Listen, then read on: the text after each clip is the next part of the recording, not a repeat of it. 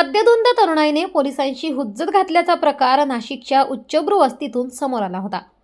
Gangapur road परिसरात मद्यधुंद अवस्थेत गोंधळ घालणाऱ्या तरुणाईला विचारणा केली असता तरुणांनी पोलिसांशी हुज्जत घातली होती।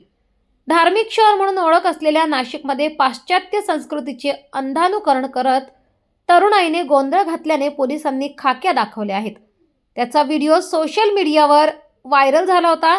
त्यानंतर आता मद्यधुंद तरुणाईवर गंगापूर पोलीस ठाण्यात गुन्हा दाखल करण्यात आला आहे। पोलिसांनी 8 जणांवर गुन्हा दाखल करत अटक केली आहे। गंगापूर रोडच्या प्रसाद सर्कल परिसरात आरडाओरड करत गोंधळ घालत असल्याची पोलिसांच्या माहिती गस्ती पथकाला मिळाली होती। एवढी जोरात ठेवली किती वाजले? यांना अक्का नाही वाजले किती? येणार आहेस काय नाहीस? किती बी वाजू द्या तू येतोयस का नाही सांग सर. हप्ता वर्षून भेटतो ना तुम्हाला।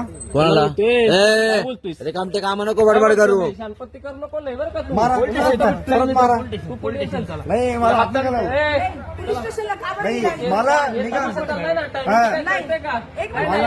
निघा मला आहे ना निघा बाबासाहेबांनी संविधान लिहिलेलं आहे आणि मला जे बोलायचं आहे मी ते बोलू शकतो। काय तुला दारू पिऊन धिंगाणा करायला लावलं? दारू पिऊन धिंगाणा करायला लावलं? ये तुम्ही बंद करा, आम्ही येणं बंद करो। मेरे पास नहीं, तुम्हारे पास है मेरे पास नहीं। चाबी दो, हमारी गाड़ी की चाबी लेने का तुम्हारा कोई मतलब नहीं। चाबी दो। जे मला ओ, बोलायचं आहे चाबी- ते बोलू शकतो। चाबी तुम लड़के बैठ के बोल रहे हो? मॅडम मागवा तुम्ही. चाबी दो, अंगावर येऊ नका. हमारी गाड़ी की चाबी लेने अंगावर येऊ नका, मागावा तुम्ही. चाबी दो। तुम्ही अंगावर येऊ ओ, नका. चाबी दो। त्यानंतर पोलिसांनी तरुणांना समजावण्याचा प्रयत्न केल्यानंतर तरुणांनी पोलिसांची हुज्जत घातली।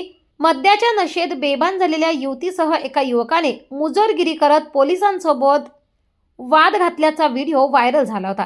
पोलिसांनी मारहाण केल्याचा आरोप करत तरुणांनी व्हिडिओ शूट केला, त्यामुळे काही वेळ मोठा वाद झाल्याचं पाहायला मिळालं।